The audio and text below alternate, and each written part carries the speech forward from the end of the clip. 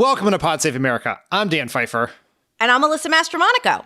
Jon Favreau was off today. Alyssa, thank you so much for joining us. I have to say, I was quite jealous when I was on my vacation and I saw that you were filling in for me, which I thought meant we would not be able to podcast together while Jon was off. So very lucky to have you. Oh, and I have to tell you, my heart was full when I heard you were jealous.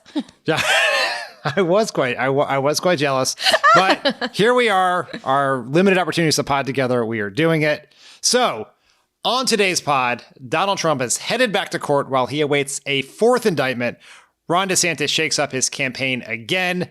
Trump debating. And then Senate Majority Leader Chuck Schumer joins me to talk about the Inflation Reduction Act, Tommy Tuberville, and UFOs. But first, in a huge victory for abortion rights, voters in Ohio on Tuesday resoundingly defeated Issue 1, a cynical attempt to prevent Ohioans from amending the Constitution to include the right to an abortion in November. With a turnout of more than 3 million voters, Issue 1 was defeated 57-43, a huge margin in a state that Trump won by 10 points in the last two elections. Alyssa, this is great news. How are you feeling? My uterus is dancing, Pfeiffer. I am so excited. I was so excited about this. Here's the thing. When are Republicans going to learn trying to pull jiggery-pokery in August is not going to work for them? They tried this last summer in Kansas, and they got whooped 60-40, and here they are again. So I am very happy. Also, Pfeiffer, abortion motivates people. Reproductive rights is motivating people to the polls. And so I was very excited by this news. I mean, just to put it in perspective, the nearly 3 million votes that were cast is nearly twice as many votes as were counted in the state's primary elections in 2022 when there were huge races for governor and Senate and House up for grabs. So the turnout is unbelievable. Republicans specifically picked this theoretically sleepy Tuesday in August when people are getting ready to go back to school or on vacation to try to slip one past the pro-choice majority in Ohio. And they failed miserably. Yeah, it was really sad for them. Fuck around and find out. I will also say that when I put in the outline, Alyssa, how are you feeling? My uterus is dancing was not on my bingo card of your potential responses. I knew that. That's I a had failure to bring on my surprises. part. I should have known. I'm also looking forward to the My Uterus is Dancing merch to come to the it's a matter of time. Soon. Yes, of it's course a matter it of is. time. Now, we want to be careful not to draw too much significance from one of these sort of irregularly scheduled special elections. But are there any lessons that you would take from these results that can be applied in Ohio, nationally for the Democratic Party? I mean, I think that when Roe was about to be overturned, or at least when the decision was, leaked months before it actually came down, people were saying, oh, this isn't going to be such a big deal. Everyone's going to get used to it. It's going to be fine. And I think that we're seeing it's not fine. It's not fine among independents and swing voters. And it's actually not fine again among some Republicans that, here I think the Republicans are the dog that caught the car.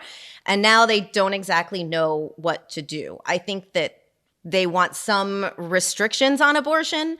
I don't think anybody watching the case that's happening down in Texas, where women who were denied abortions are being asked to testify about what happened to them.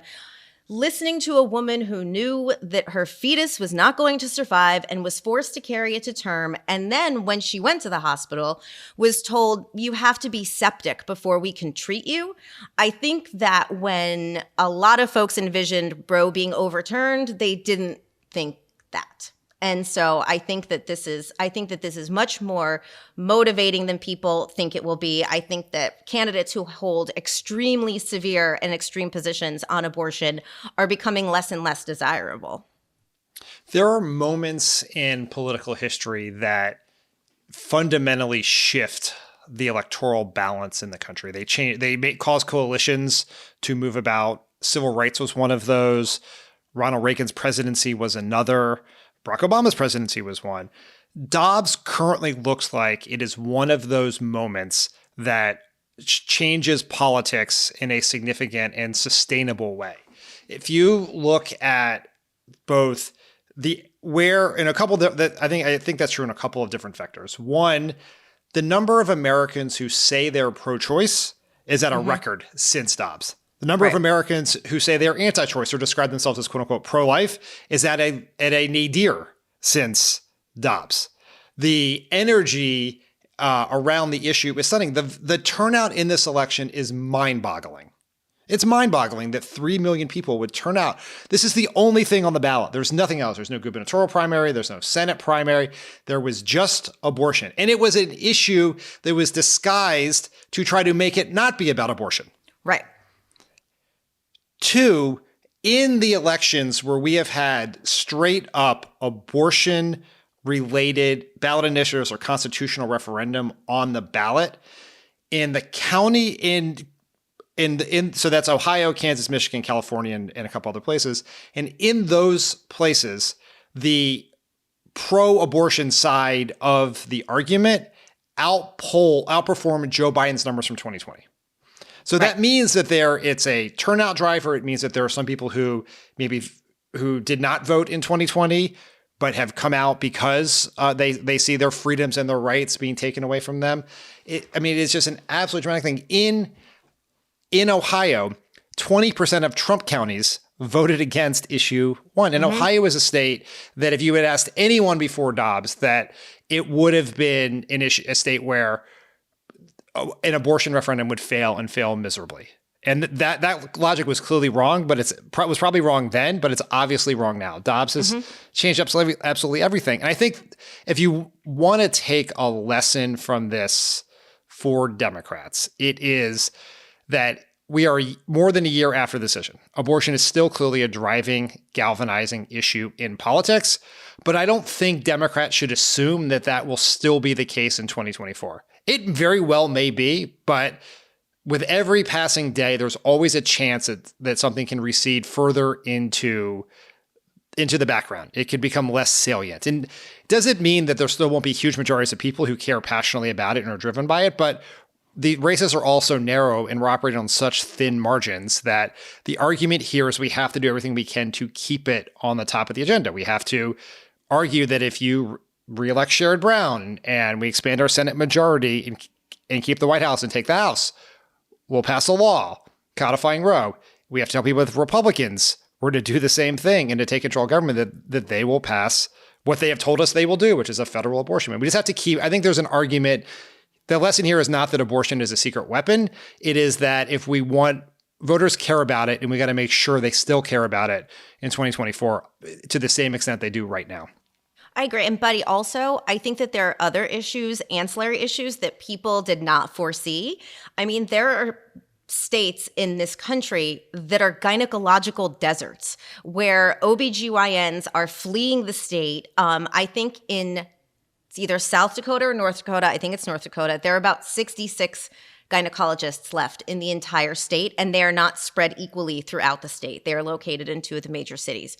And I don't think that when Dobbs was overturned that people who were rooting for this, I don't think they understood that doctors were going to be targeted in the way there were, that there would be like bounty laws in Texas to turn people in and become vigilantes. And I think that it is so far and it's so extreme and that it is affecting healthcare in a way that's so profound. I think that that's important to sort of keep talking about too, because women who aren't even pregnant can't get healthcare in a lot of states in this country right now, or it is at least prohibitively difficult for them to do so. Now, of course, the vote on issue 1 is not the end of the road here in Ohio. Right. Help people understand what comes next and what's at stake with this vote in November. Okay, so in November, the, quote, right to reproductive freedom with protections for healthcare safety, the longest name ever, ballot measure is up. It seeks to protect the reproductive rights of people in Ohio. And with issue 1 failing, now that only needs a 50% +1 to be enshrined into the Ohio state constitution. Whereas if issue 1 had gone into law, it would have been 60%, which would have been very bad.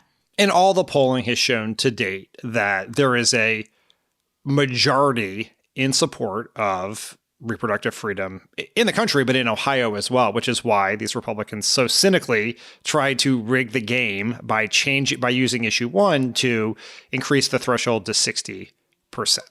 And I think, while every political prognosticator would believe that the favorites in that November race is the effort to amend the Constitution to enshrine abortion rights, we shouldn't assume it's going to happen. Republicans are going to learn from their loss here. They are going to spend more money. They're going to be more deceptive. They're going to be more dirty tricks.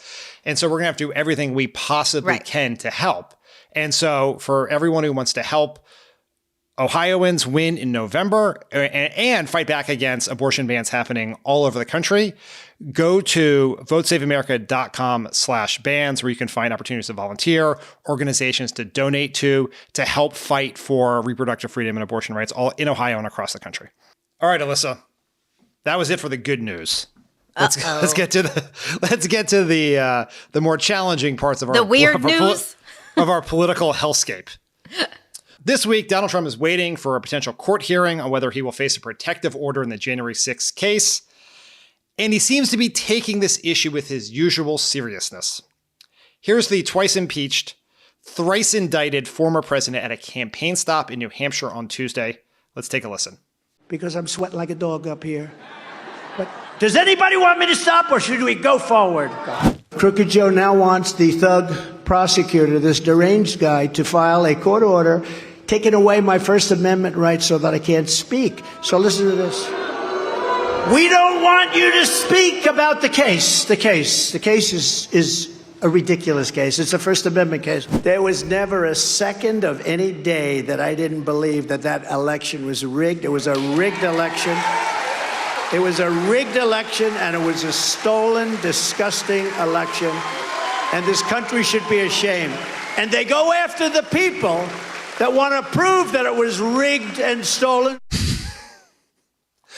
And then on Wednesday, Trump took to Truth Social to personally and directly attack Judge Chutkan, the judge in the January 6th case, by name, accusing her of an array of bullshit, conflicts of interest, and conspiracy theories.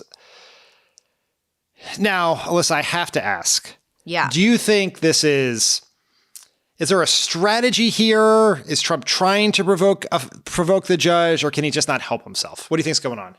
Come on now. He doesn't even know what he's doing. This is a man, and everyone should think about this. I mean, not people who listen to Pod Save America because they already know the answer. But buddy, this is a man with absolutely zero impulse control that he has proved time and time again. And there are actually people in this country considering giving him the nuclear codes back. I mean, this is like 37% or whatever it is. But I mean, buddy, you and I both know he has no strategy. He's in a chaos candidate, throw everything against the wall, see what sticks. He's trying to find something that further enrages his base, as if they need more rage. But yeah, he has no idea why he will take whatever comes from his chaos and his nonsense. I generally agree with that, and I generally sort of laugh at the people who try to reverse engineer strategy from Trump's insanity. But I think there is a consistent theme in how Trump has approached all of his many investigations and indictments and everything, from Jim Comey, Bob Mueller, the impeachments, Adam Schiff, everything, is he just goes after the attacker. A mistrial? Yeah, well, he always wants to be punching someone, right? Yeah. He wants to raise questions. He wants to try to make it seem like everyone is crooked, everyone's conflicted. It's not just him.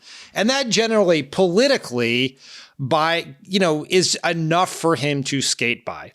It gives the people who want to be with him the ability, the fig leaf to stick with him, right? Where it's like, yeah, sure, what Trump did is terrible, but like, these guys are all out to get him anyway. They don't really care. And this is an Obama judge, and Jack Smith goes after Republicans or whatever other bullshit. And for the people who are sort of like in the middle, who are pretty cynical about politics, who don't really engage with the news like in any great detail. In other words, the people who generally decide elections in this country, it's kind of easy to like throw up their arms and be like, fuck, I don't know, and then can move on to another set of issue. So it is, I'm not saying this is a plan. Like, there's no whiteboard that is in his legal strategy war room that's like attack the judge and attack Jack Smith. think there's also an element of this where, and it was just why what happens with this protective order is so fascinating is, and I remember many, many years ago, Lovett described Trump's behavior during the 2016 campaign as the Raptors testing the fence in Jurassic Park. And I think that's a little what he's doing here, which is he wants to see how far he can go before he gets burned. And he's going to push and push and push. And he does sort of understand that the judge can't really throw him in jail. I mean, technically she can throw him in jail, but she's not going to. And so what's she really going to do? And he'll do that until he'll push and push and push until he gets bit. And we'll have to sort of see how that goes. And he might, it's hard to see. This is not a good legal strategy, but as a political strategy goes, you could do worse, I think. Yeah, no, I agree with that. I mean, there's literally no downside to him doing what he's doing. I was trying to think what could happen short of them putting him in jail. He could be fined, right? I think they could find him. He could be fined, and he won't pay. like the thing is, any outcome you can see, he's sort of faced before, and he just didn't do it. Well, it's a little like how the classified there's a way in which this kind of plays out a little bit like the classified documents thing, where he thought the rules didn't apply to him. He refused to abide by them, ignored subpoenas, and then next thing you know, the FBI is at his house. And then a few months after that, he's being indicted on 37 felony counts related to violations of the Espionage Act. And like that could happen here, right? Where it's like he gets fined. Like there's a world in which he thinks this is like where he runs into someone who actually like Jack Smith, essentially, who will take this seriously enough to do something about it. So we'll see. It's clear that he's not going to, up until there's real consequences that matter to him, and maybe those can never come, that he's not going to change his behavior. I think we can. There's no reason. We don't make predictions, but Donald Trump has other legal problems too. Reports are that Fulton County DA Fonnie Willis could indict Trump as soon as next week for trying to overturn the election in Georgia. The New York Times reports that Jack Smith is still investigating Trump's super PAC for potential financial crimes related to raising money based on false election claims. And perhaps most deliciously, we learned from the New York Times that earlier this year, Jack Smith got a subpoena to dig around in Trump's Twitter DMs, what I imagine is a dark and dangerous place. Listen, this is a lot. Like, to date, you could probably argue that none of this stuff has done any real damage to Trump politically. He's still probably gone up in the Republican polls, that New York Times poll from a week or so ago where he's essentially tied with Biden.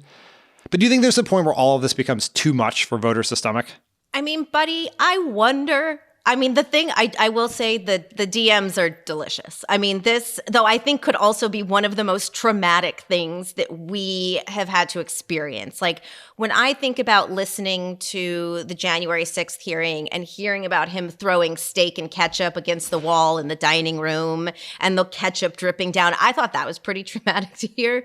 But when we find out, more likely than not, that he's been DMing with bots and when he was supposed to be running the country, I think that it's going to be a lot for everyone to handle. But I'm not sure that the people who support him, right? Like, again, we're all repelled by this. We are exhausted. We can't take it. It's too much. But the people who support him, I'm not sure that any of this is going to matter. I mean, I think that the people, the 37%, that ardently support him, I'm not sure that any of this is something where they're like, you know what? This is the straw that broke the camel's back. There has been so much else that this just, I mean, it always depends on what they find and what could happen. But I'm just not sure. He has set himself up as a martyr. His base supporters believe that, and I don't know that anything is going to change that. It's really like it's just really hard to see the dynamics changing with Trump because they haven't changed one iota over an 8-year period. Right. His approval rating has tracked with a couple of exceptions, one being a huge spike during the early days of COVID, which seems insane now, and then a huge drop right after January 6th. His approval rating has stayed within a 3 to 4 point band in the low 40s. He had like high 30s, low 40s. That's where he stays the whole time. He can get indicted. He could get impeached. He could have an insurrection. He can support Nazis. He can do all of these things, and it sort of stays there. That is that baseline. And like that's what our experience tells us. We are scarred from thinking for 8 years that this is the thing that's going to bring him down. Right? In the campaign, it was attacking the Gold Star families that spoke at Hillary Clinton's convention. Access Hollywood, attacking the judge in this racist way, which is actually was quite prescient. As we now know, and then everything and throughout the course of the presidency, and it stayed the same. But then you also sort of think like, man, this guy is going to be. And this week is sort of interesting model for what the rest of this campaign is going to be like, is that the entire conversation is going to be around his upcoming criminal trials. He's going to be in court, or his lawyers will be in court filing motions. There'll be hearings. He's going to be arraigned again, probably. And it's just like at some point, for some number of voters, does that change something? Right. And it's more likely to change it in a general election where he's the nominee, because the way the calendar works out is if you believe that the primary process will move along on a similar trajectory as 2016, and the polls kind of suggest it might, then he would become the nominee basically the week before the Alvin Bragg trial in New York on hush money is scheduled to start.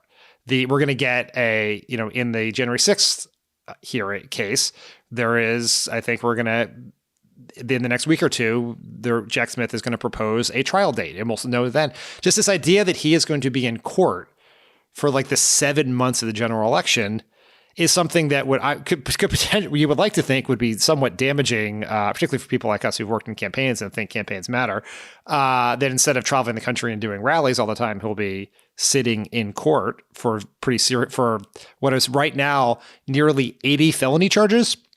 Here's what I was going to say, though. For him, I think it works. If martyrdom is his whole vibe, and convincing his base and hopefully some other people, because he can't win with just his base, think about it. If you're Trump, not to give him any advice, but if you're Trump, first of all, there are only so many places he can still rally and get the crowds that he needs to get to look like he's doing well, right? Do you think that's the case? I kind of do. I think that there are probably a handful of states and a handful of cities, and you and I both know that once you've been to a city and you've done your big rally, it's diminishing returns every time you come back. And with Trump, if he has to project strength, he goes, he does a rally.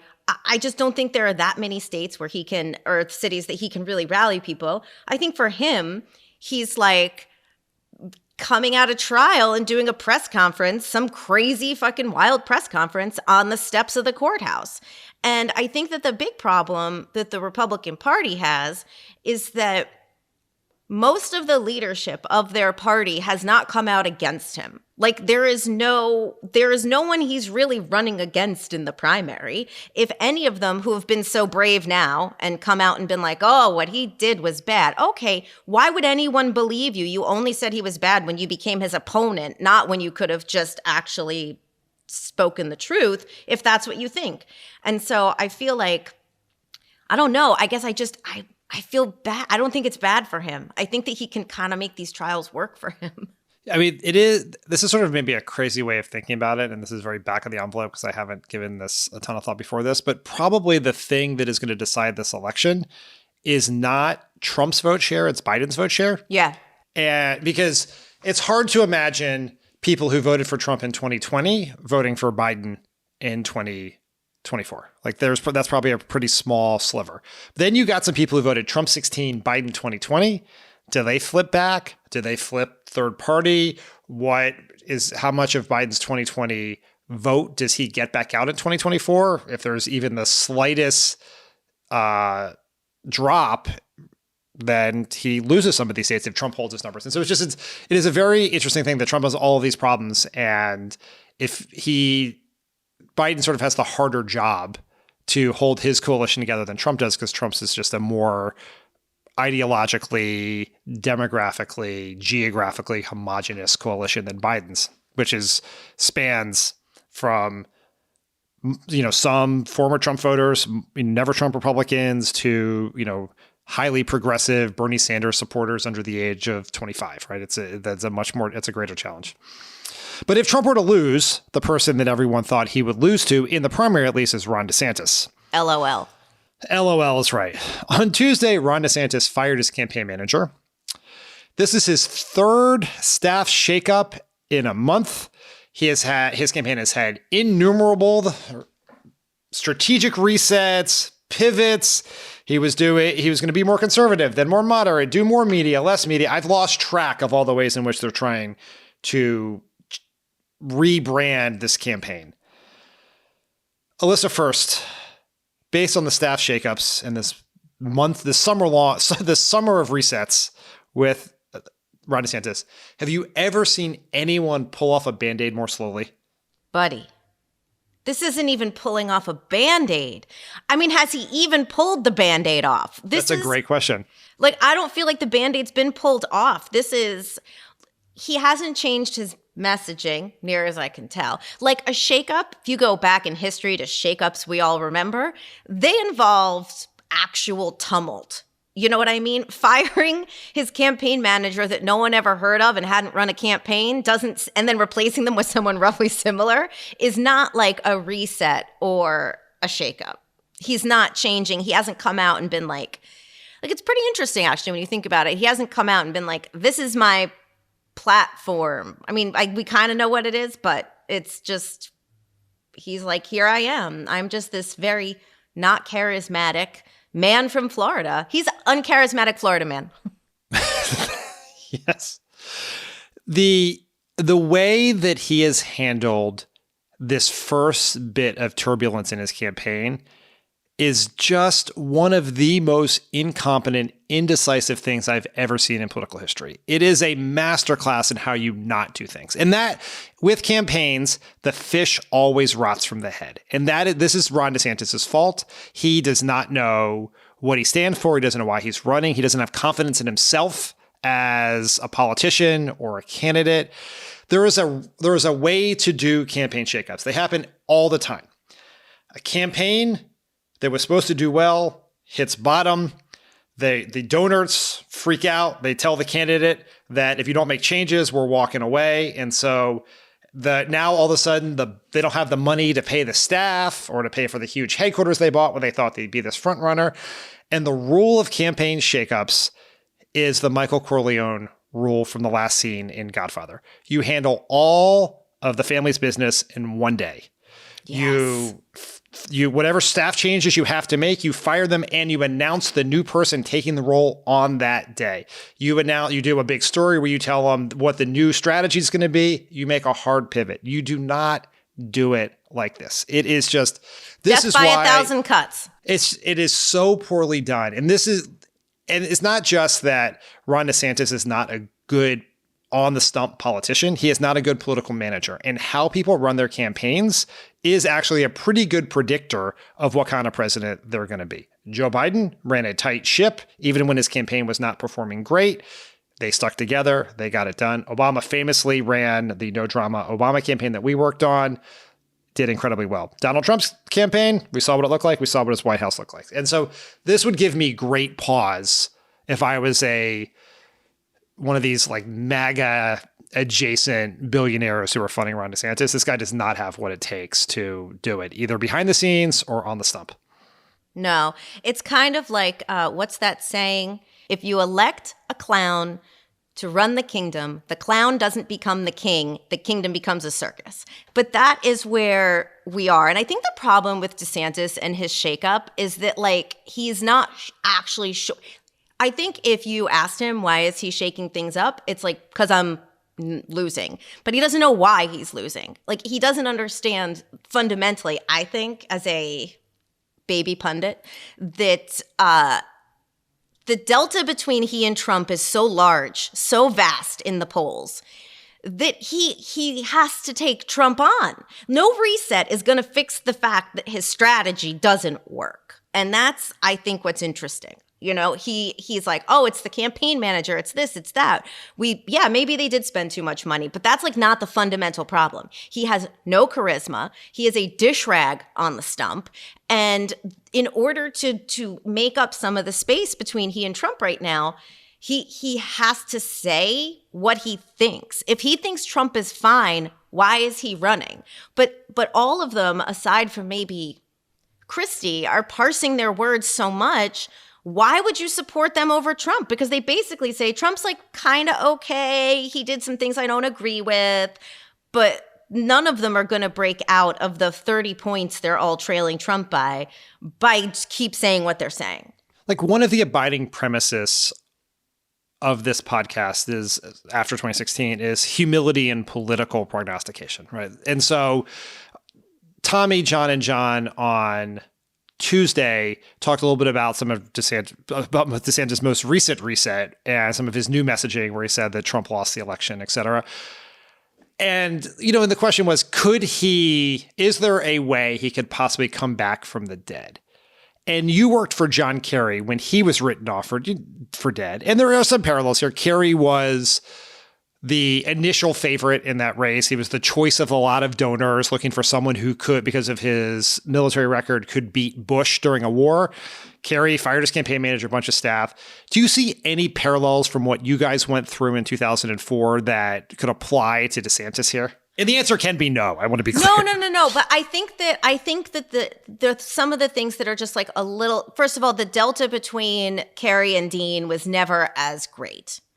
The distinctions between Kerry and Dean you could make a case for, like, there were differences between the two of them. Dean was very progressive. He had the grassroots. But John Kerry was a statesman, and he was going to be going up against Bush during the Iraq War. And so I think that was always a little bit on his side, until we got swift voted. But I think that when that was a dark day. I think that when his reset came, it was exactly like you said. It was the Corleone. I mean, like, we had so this is why I think it's interesting, because everything that DeSantis is doing right now feels like a mini reset. It feels like a change in staff. A change in staff isn't necessarily a reset. When John Kerry brought in Mary Beth Cahill to run the campaign, she was fucking law and order. Like, there was, John Kerry had a bad habit of like forum shopping, of asking different staff for different answers until he sort of heard what he wanted to hear. And I'm not talking trash. I love the man. He has said this himself. He was not great at taking the blame for things when he made mistakes. And I think that Mary Beth Cahill came in and was like, she did more of what Pluff did on our campaign and was like, this is where we're going to go and this is what we're going to do.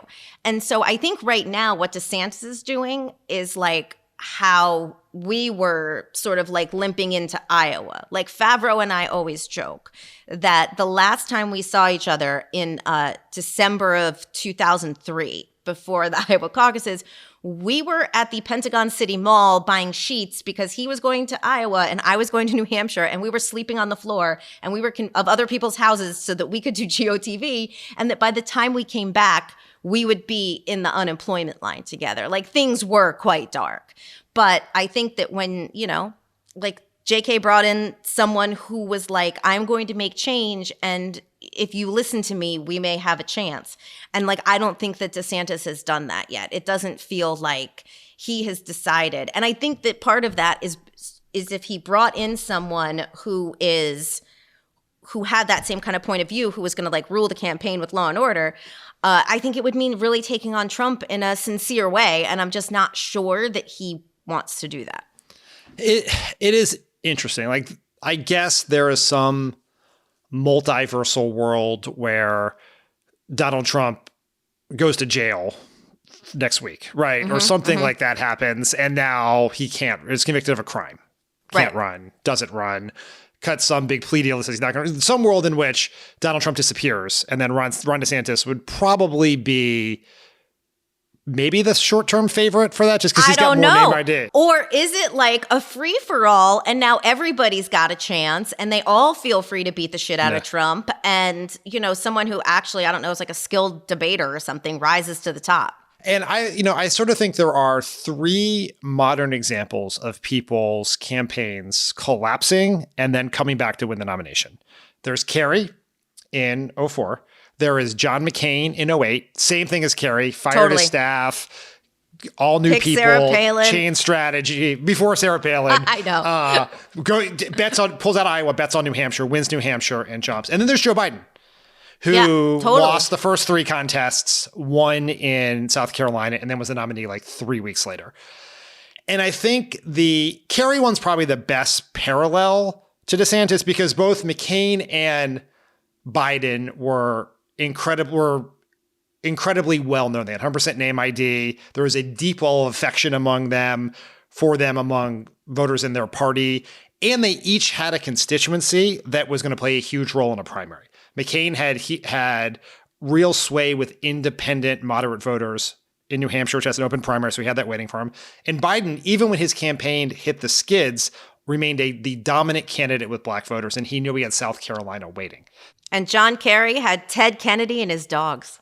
And John Kerry also had electability. Even when he was not doing well, people thought he was the most electable candidate. People do not think that of Ron DeSantis. I struggle to figure out where his win comes. Or even if he were to win Iowa, what's the next place? Where does he have appeal? Because even you would think Florida would be the thing for him, but that's also Trump status. So it's very... Don't you think, though, if Trump... So say Trump goes to jail, right? Trump goes to jail. Don't you think that this ends up... This is what I think. I think it ends up as like a brokered convention. Because I think that you have Republicans who would do well in certain states, but I feel like it's going to be really hard for them to ever get a consensus because the party's so like fractured. It's maybe the thing about the Republican primary, though, is that most of the states award their delegates either winner take all or winner take most. And so winning a state by 1%, it's much easier to get to the threshold on the Republican side than the Democratic side. But if Trump's in jail, there is a world in which they could try. You remember the thing that Ted Cruz did where he was like, vote your conscience. So, wait, who knows? Did I just tell on myself that I watched the episode of Veep with the brokered convention yesterday? I don't think that's telling on yourself. I'm just telling on myself. I don't care. Today's presenting sponsor is Simply Safe Home Security. If you're a regular listener, you already know our friends at Simply Safe have been revolutionizing home security for over a decade, and now they're making yet another huge advancement with 24/7 Live Guard protection, available only from Simply Safe on a Fast Protect monitoring plan. I set up a Simply Safe system all by myself, and it works great, and it looks great, and I highly recommend it, and the app is the best of the apps, and it's completely reliable. I'm so happy with it. And with Live Guard protection, you get Simply Safe monitoring agents. They can see, speak to, and deter intruders via a two-way audio of the new Smart Alarm wireless indoor camera. LiveGuard protection and the new Smart Alarm indoor camera work seamlessly as part of the entire Simply Safe security system to keep your whole home safe from break-ins, fires, flooding, and more. Right now, Pod Save America listeners can get a special 20% off any Simply Safe system when you sign up for a free month trial of Fast Protect monitoring.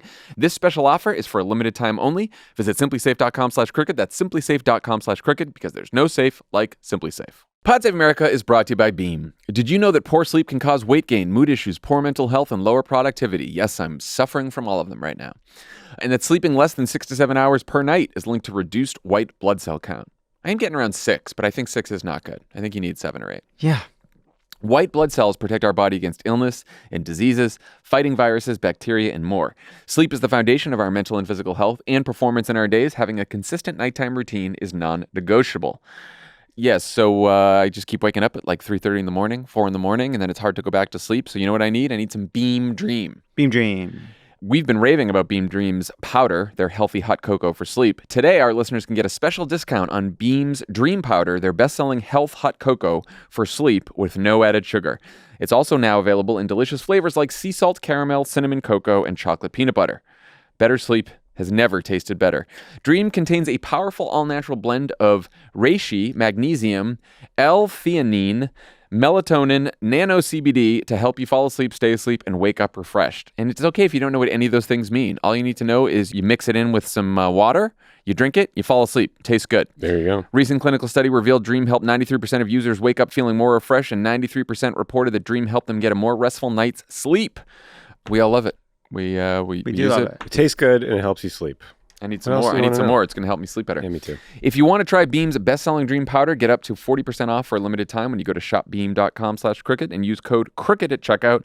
That's shopbeam.com/crooked and use code crooked for up to 40% off. Pod Save America is brought to you by Brooklinen. Who says you can't vacation in the comfort of your own home?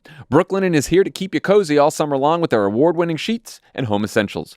Brooklinen is the internet's favorite sheets, and while there's no such thing as the perfect sleep, there is the ideal fabric for every kind of sleeper. Cool off with their crisp classic percale weave or try their best-selling buttery smooth luxe sateen sheets. According to Wirecutter and Good Housekeeping, Brooklinen has best-in-class bedding.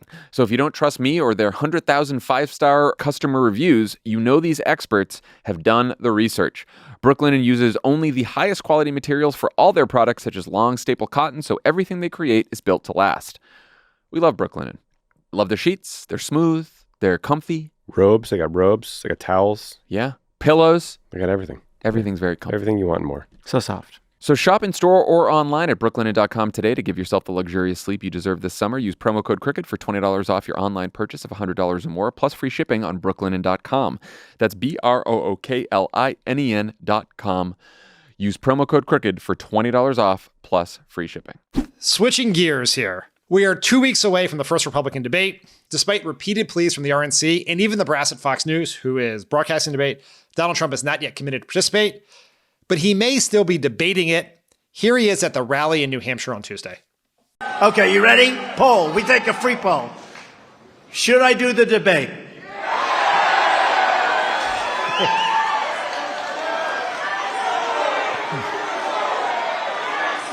Well, maybe we'll do something else. See, some people say yes, but they hate to say it because it doesn't make sense to do it if you're leading by so much, but they like it for entertainment value because they're selfish. They're selfish. All right, Alyssa. Do you think Trump really has it in him to cede the spotlight to the rest of the field? Do you think there's any downsides to him skipping this debate? I mean, I don't even know. I mean, I think, look, if I were Trump, I would want to do the debate because he is literally surrounded by a bunch of people pretty afraid to attack him, and he's not afraid to attack anything or anybody. So I think that if he gets on stage with the people who've made the cut, I just look like TV is his secret weapon. Like, I don't think that he's, I certainly do not like the man, but if I were to say things that he uses to his advantage, television and debates have been one of them. And so, I think that if I'm Trump, look, he likes to build everything to a crescendo. So I'm like, I'm not going to do it. I'm not going to do it. And then he wants to fold. So he says, you know what? My people want me to do it, and I have to do what they want me to do. And he gives himself cover, and he does the debate. That's what I would do. I think if he skips the debate, the RNC, literally, what is the fucking point of a debate without him in it? I mean, they're like, I don't know. And if he does not do this debate, he's almost certainly not doing the next debate, which is at the Reagan Library, and he has a grudge against the Reagan Library based on something at some point in time. What did they do to him? I think they did a series of speeches where they invited all the Republican candidates to speak, and they did not invite Trump. I think that's it. But he has held larger grievances for more petty slights than that, so I don't even really know. Fair. Here's my take. I think Donald Trump would be an absolute moron for doing the debate. Really? Because think about how this plays out. So everyone of consequence has made the debate stage at this point. Even Mike Pence qualified for the debate last week. So you got Christie, Scott, Haley, Vivek Ramaswamy, Pence. You get Doug Burgum has made the debate, believe it or not. Really? I didn't see that one. He spent a lot of money in ads to get there. He's a billionaire. Which is a surprise, but he is. Here's how this plays out. He's up by a ton of points. If he doesn't go, what are all these people going to do? Beat the shit out of Ron DeSantis. Oh, you know what? That's a good point. I didn't think about that. That's a good point. And so he'll just sit back. He'll send some truths that the press will immediately tweet out or X out or whatever words we're using these days. And he'll comment on it and they'll all look really small and he'll stay above the field. And then he doesn't have to engage until September at the earliest, which is or the third debate. I think the second debate's in September. So the third debate is in October. So he gets So now he's like 3 months from the Iowa caucus when this happens. And so You're right. I mean, I'm not saying you're right, but I'm saying I see your point. I did not think about them all trying to take down DeSantis, which I mean, can you just imagine how DeSantis will handle that? It'll be so good. Because instead of going after Trump, Chris Christie's going to go after DeSantis. He's going to try to do DeSantis what he did to Marco Rubio. I'm into that. I'm glad not. August 23rd will be a good time. Yeah, we'll tune in. And it's on a Wednesday night, so we'll have hot commentary on the Thursday pod about it. So, all right, one more debate thing. Last night, in an interview with Newsmax's Eric Bolling, Trump said he would not sign the RNC's loyalty pledge, which requires candidates to do two things: support the nominee and commit to not run as a third-party candidate. So far, the only people to sign the pledge are Vivek Ramaswamy and Nikki Haley. What do you mean? Like, I mean, why would he? Because he won't. Because by signing the pledge, what he's saying to his supporters is that he thinks the other people running would be okay presidents, right? Isn't that what you're saying? That ultimately you have enough faith in the people who you're running against, and he would never ever cop to that. Like that's it is him and him alone. There is no other king for the GOP. So I totally understand. Even if he did say it, everyone would know it was a lie. But I totally understand why he wouldn't. I mean, there was a similar pledge in 2016 that he said he would sign, but then also said he would just violate it if he decided he wanted to. So it's like there's no enforcement mechanism here. So it's not like they can do anything. I kind of think he knows that even if he does, the RNC and Fox want him at the debates so bad that they're not going to keep him off stage for not signing it. So it doesn't matter. I do think it sort of benefits him more than anyone else. Mm-hmm. Because, it puts, you have like the Chris Christies and the Mike Pences and these people who have somewhat run somewhat explicitly against Trump, saying that they would support him, right? Or not run as a third party candidate. I mean, none of this really matters. It's just, he just knows he has so much leverage here that he's just using it for shits and giggles, right? He just is doing it because he can. And he knows that he's already made RNC chairwoman Romney McDaniel stop using Romney in her name just out of pettiness. So why not do this too? Totally true. Just a raging asshole. That's just what it always comes back to that. All right. We'll be right back with our interview with Senate Majority Leader Chuck Schumer. But first, do you love Taylor Swift? Do you love Jon Favreau? Are you Emily Favreau? I can't believe I'm reading this, and I can't believe this is in the housekeeping on the one day Jon decides not to pod. But on the latest episode of Offline, Jon Favreau breaks down how Taylor Swift has navigated the internet age to build one of the most successful musical careers of all time. It is a fascinating conversation. Then Max Fisher returns for the tech roundup to unpack Elon's Twitter rebrand and Ron DeSantis' cruel summer. New episodes of Offline drop every Sunday morning wherever you get your podcasts. All right, in honor of the huge victory for abortion rights in Ohio, go to the Crooked store and pick up our Bros for Roe merch, which, and I'm going to read this directly from the copy provided to me by the marketing department. The Bros for Roe merch is the quote, and I'm quoting here, this year's hottest accessory for basic rights supporters of all genders. You heard it. Hottest accessory.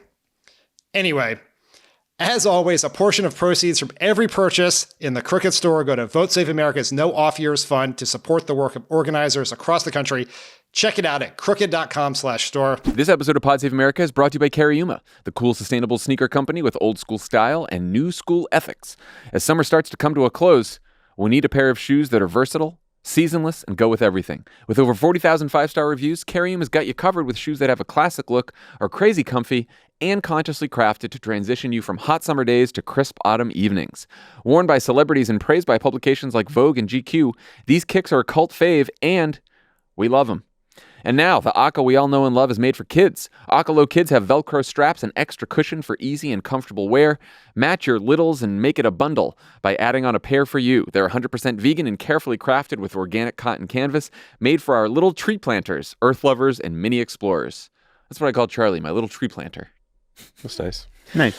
Love Cariumas. Wearing them right now. Look at Tommy's Cariumas. Look at that. Yeah, those are great. Those are great.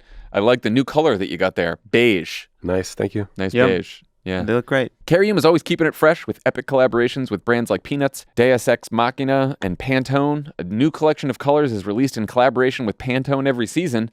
There's something to love for everyone and sure to be shoes that will make a statement. Now, for a limited time, Pod Save America listeners can get an exclusive 15% off your pair of Cariuma sneakers. Go to cariuma.com/crooked to get 15% off. That's cariuma.com/crooked for 15% off, only for a limited time. Pod Save America is brought to you by Mudwater. Mudwater is a coffee alternative with 4 adaptogenic mushrooms and Ayurvedic herbs. Yep, you got it. Sounded like he burped. Yeah. with only a fraction of the caffeine as a cup of coffee, you get energy without the jitters or crash of coffee. Good for afternoons. Like the jitters I sound like I have right now Right, Yeah. because I'm over caffeinated. Each ingredient was added for a purpose. Cacao and chai for mood and a hint of caffeine, lion's mane to support focus, cordyceps to help support physical performance, chaga and reishi to support your immune system, and cinnamon just for fun, for antioxidants. Love Mudwater. It does not taste like the name. It tastes delicious. No. And it A doesn't. misleading name. Yeah. Mud is Whole30 approved, 100% USDA organic, non-GMO, gluten-free, vegan, and kosher certified. I like to drink it with oat milk. I don't know about you guys, and I like that it's got a little hint of cinnamon in it. I've recently become an oat milk boy. Oh, really? No. Okay. Although sometimes they just say, screw it, half and half. Whoa. Yeah. Mudwater donates monthly to the Berkeley Center for the Science of Psychedelics as Mudwater believes the country's in a mental health epidemic and sees psychedelics as useful tools for individuals with depression, PTSD, anxiety, and other mental health experiences. To get 15% off, go to mudwater.com/crooked to support the show and use code CROOKED for 15% off. That's Mudwater, MUDWTR.com/crooked and use code CROOKED for 15% off. This show is sponsored by BetterHelp. Look, sometimes we're faced with a crossroads in life and we don't know which path to take. It happens all the time. I've often felt uncertain about where I'm going in life. You know? Maybe you're thinking about a career change or feeling your relationship needs some TLC, as they say. Who doesn't? You think of Bone Thugs and Harmony and TLC. This is a very Okay, the 90s, crossroads. Wow, 2000s okay. themed ad. Yeah. Just flagging that. Don't go chasing therapy. Sure. Chase that. Chase therapy. Whatever it is, therapy can help you map out your future and trust yourself to find the way forward. If you're thinking of starting therapy, give BetterHelp a try. Honestly, most therapy is about not chasing waterfalls. It's like That's really right. like got to be like Yeah. 70% of You're it. right. Nailed it.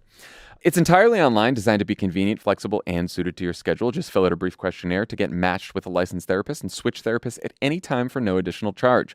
Let therapy be your map with BetterHelp. Visit betterhelp.com/PSA today to get 10% off your first month. That's BetterHelp, HELP.com/PSA. Joining me now to talk about the 1-year anniversary of the Inflation Reduction Act and everything else happening on Capitol Hill is the Senate Majority Leader, Senator Chuck Schumer. Welcome back to Pod Save America. Dan, it's great to be back. It's great to talk to you, sir. So it is the 1 year. We're going to start with some real tough questions here. So it's the 1 year anniversary of this historic piece of legislation you passed. Polls show a lot of people don't know much about the bill or even that it passed. What is your elevator pitch to someone when you see them about what you guys accomplished a year ago and why it matters? Great.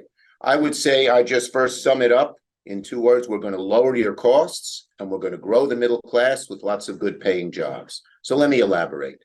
This bill was the most monumental piece of legislation probably in decades. The whole, the 7 bills we passed over the summer people have said it's the greatest Senate since the Great Society. What did we do? Well, we reduced the amount of carbon. It was the greatest bill on climate change that we have ever done. We reduced the amount of carbon going into the atmosphere by 40%. So people will live longer and cleaner. But at the same time that we did that, we greatly created millions of good new jobs, good paying jobs, because people are going to have to build the panels and install the panels, whether they be wind or solar. People are going to have to lay the transmission lines. People are going to have to build the new cars. So not only and these are jobs that have a future. When your son or daughter gets a job in one of these places, you say, this industry is going for a long time. It's not going to be one of these things for a short amount of time. But climate is one of the greatest dangers we face, climate change, and we did something very real and very strong about it. I had a North Star. Of course, there were compromises in there on climate. We had a deal with Joe Manchin, but we kept a North Star, 40% reduction of carbon into the atmosphere. We also reduced people's costs in other ways. Prescription drugs, for the first time, we went after big pharma, and insulin for people on Medicare will no longer be more than $35. And after we did that, a lot of the private sector followed.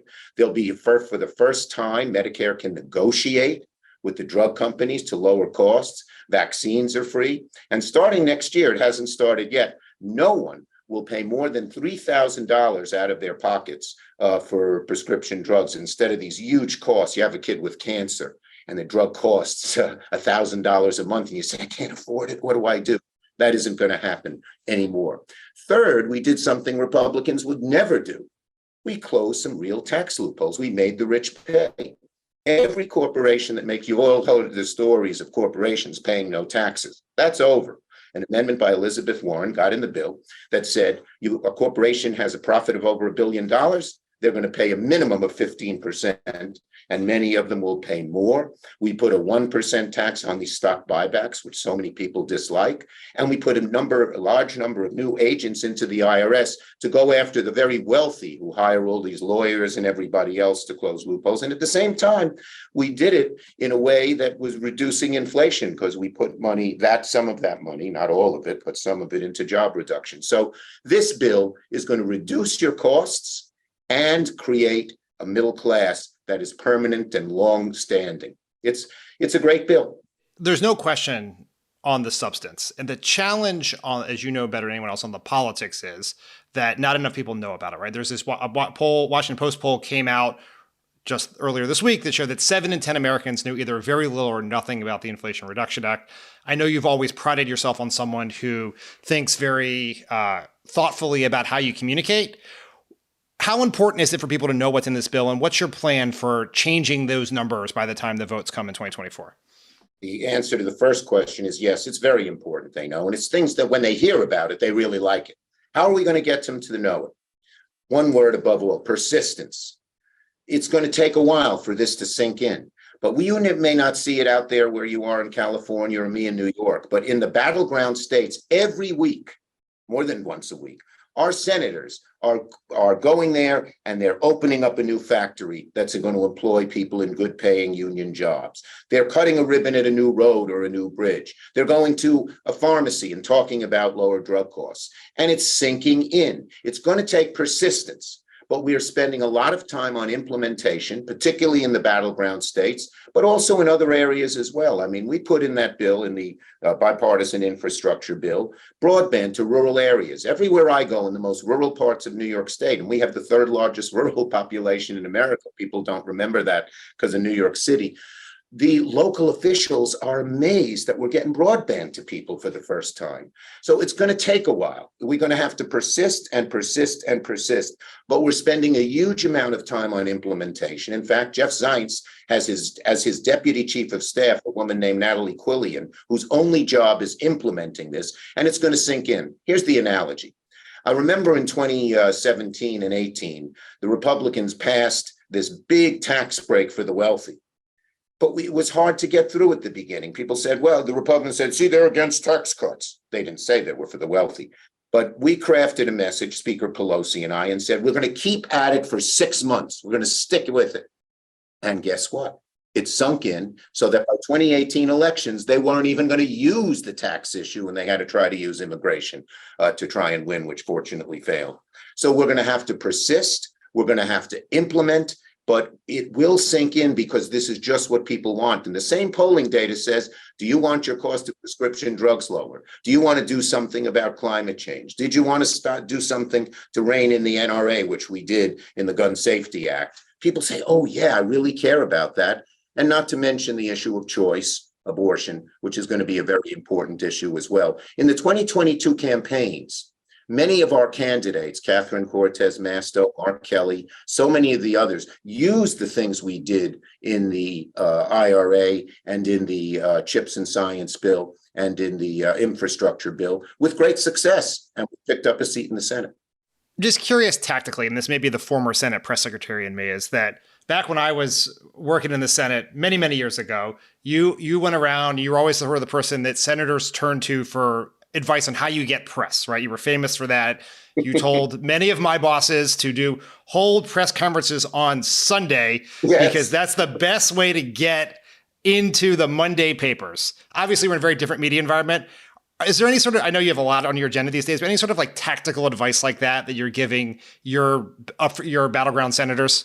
I still have my Sunday press conferences, and they're very successful. About 70% of them produce results. And you know what they're aimed at? And this is what I tell people. Don't get into the fights in Washington. Talk about things people care about. I'll never forget my daughter, when she was in high school, had a concussion and went to the hospital, and the nurse came over to her, and there was her name, Allison Schumer. And they said, "Schumer, are you related to the senator?" This was a nurse from Queens. And she said, "Yeah, it's my father." And she said, "You tell that man I love him. All the other politicians are talking blather, but he's on TV every Sunday talking about something that matters to me. Talk about things that matter to people. Don't get involved in the Washington fighting, et cetera." They want to know that you can do something. And the one other thing I'd say is that, the social media is now much more important and has a much greater reach, and you ignore it at your peril. When I got to the Congress a while back, there were people who didn't believe in television. They just believed in newspapers. Anyone who gets to the Congress now and says it's just the regular media, the TV and the newspapers, is missing a point. The social media is very important, but it works. And again, it's worked in our campaigns very well. We've spent more than half our campaign dollars, DSCC and Super PAC, on the social media side. I'm so glad you brought up the fights in Washington, because now I'm going to ask you about one. So, Senate, well, it's not even a Sunday, so I guess we can do it. But Senator Tuberville's blockade of military promotions is ongoing. It's causing huge problems. I know you have said it's not your job to get Republican senators in line, and I agree with that. But the people whose job it is are not doing a very good job of that, and he continues to have this blockade. We also have other senators holding up State Department appointments and Pentagon appointments. And frankly, Senator Tuberville seems pretty immune to sort of traditional forms of political pressure. He seems like he really likes being this hero of the MAGA right. If the Republicans cannot get him in line, do you have tools at your disposal or things you can do to break this blockade? Dan, to be honest, I'm not going to shift the onus to Democrats. This was done by a Republican senator. Let me tell you, if one of my senators did this, he'd be in my office and he'd change his mind, because the Republican leader, has the power to do it. Now, McConnell and Thune have said, this is wrong. Well, let them take some action on it. Now, the pressure on them is mounting. They know it's a terrible issue for them to be taking women who have volunteered for our armed forces and saying they can't get health care because they're in a state that doesn't allow them to get proper health care, and then hold up these people who have worked so hard and labored for so long in our military. This is an issue that is their responsibility. The pressure will mount on them.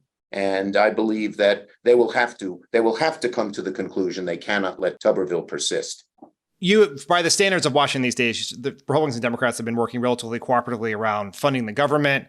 Less is happening on the House side. What is your concern? Understatement. Yes. I would say nothing is happening on the House side. Exactly. Less is too strong a word. Yes. What is your concern level about a possible shutdown when government funding runs out in a little over a month here? Well, we've had a great last 6 weeks in the Senate as a whole, bipartisan. First, we avoided default. And now I'm so proud of my Democratic caucus. 45 of the 50 took the tough vote, the responsible vote, and said we are not going to default. The majority of the Republican senators voted to allow us to default, basically. But we held the line, and that was great.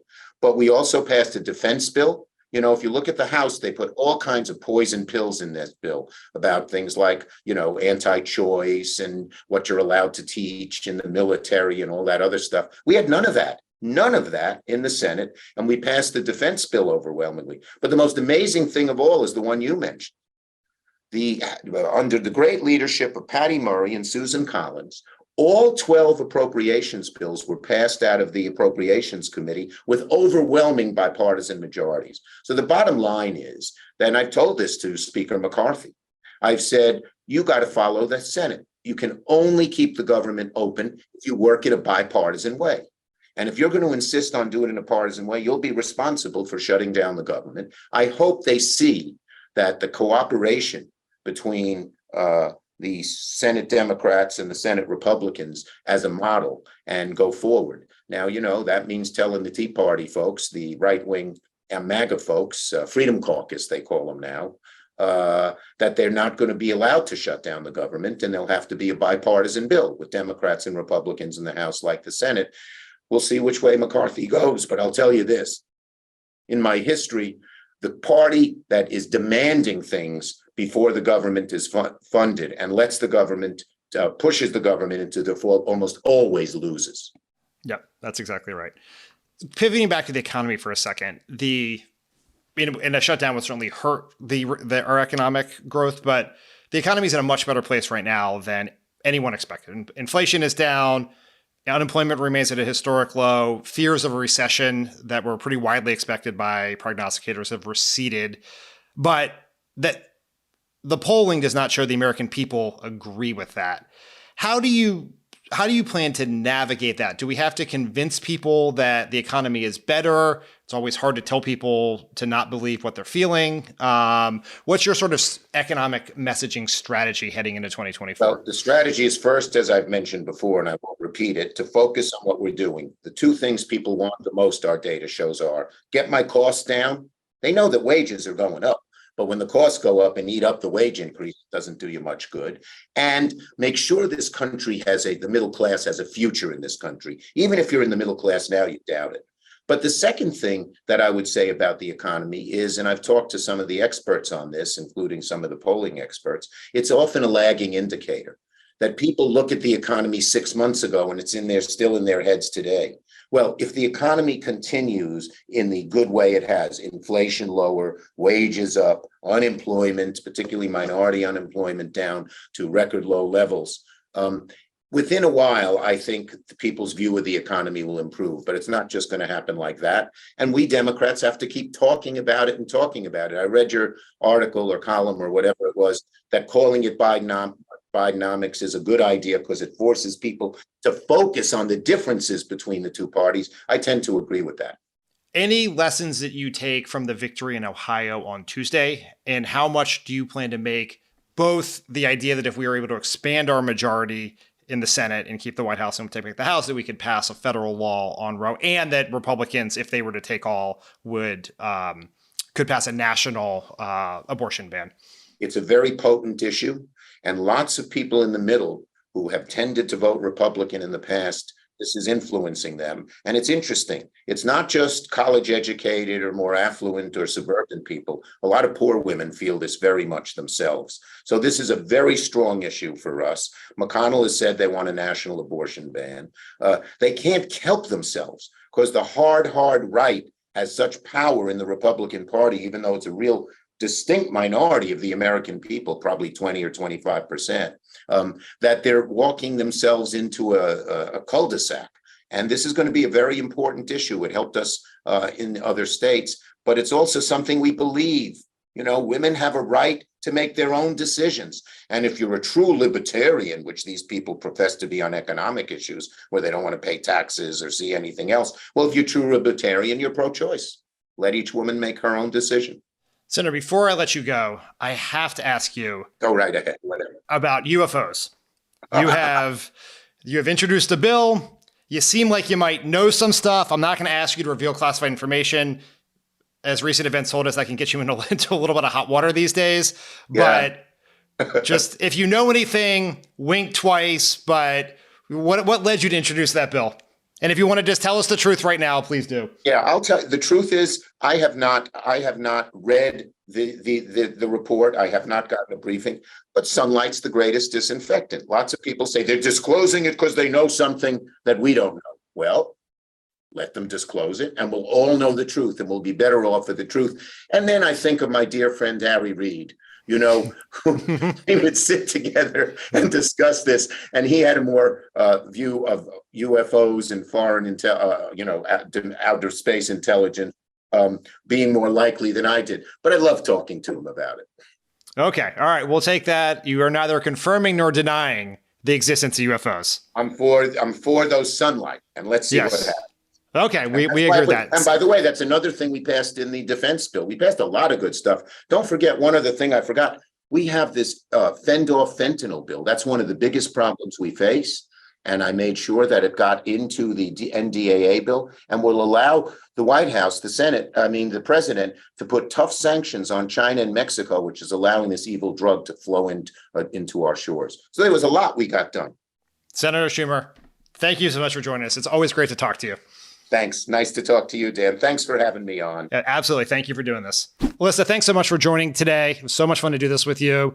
Thank you to Senate Majority Leader Chuck Schumer for joining the podcast. And if you want to watch the debate with us on Wednesday night, we'll be doing a group thread on Discord. Go sign up to become a friend of the pod at crooked.com/friends. We'll talk to you all next week. Then you say bye, Alyssa. Bye.